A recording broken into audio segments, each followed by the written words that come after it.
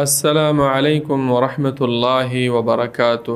د بیمار پوښتنه کول د یو مریض تپوس کول ډیر ثواب لري، خو د بیمار ته به په دغه وخت کې کومه دعا کې ثواب تاسو ته معلوم دی. ترمذی شریف کې حدیث دی چې نبی علیہ الصلوۃ والسلام فرمایي چې کله یو سړی د یو بیمار د یو مریض تپوس لورشي، که سحر تلی وي تر ماښامه پورې د ده دپاره د دې تپوس کوونکي دپاره 80,000 ملائک دعاګانې غواړي، او که ماښام تلی وي تر د سحره پورې د دغه بیمار تپوس کوونکي دپاره 80,000 ملائک دعاګانې غواړي. دا ډېر غټ فضیلت دی. خو چې بیمار خواله ورشي څه به ورته وایي؟ کومه دعا؟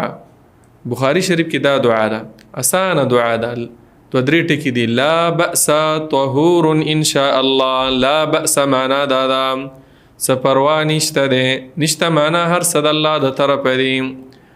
طهور دا بیماری چې ده پاکونکې ده، ان شاء الله که الله تعالی یې وغواړي د څه شي نه؟ ستا د ګناهونو نه.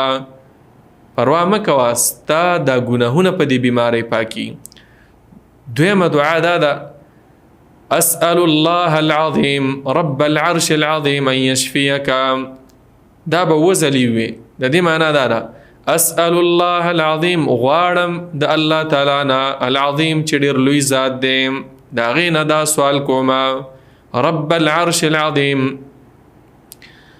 چې رب دی د هغه لوی عرش، څه شی ته غواړم؟ أن يشفيك، چې شفا او روغ صحت درکړي تا ته. دا به وزلی وي. وصلى الله وسلم على نبينا محمد.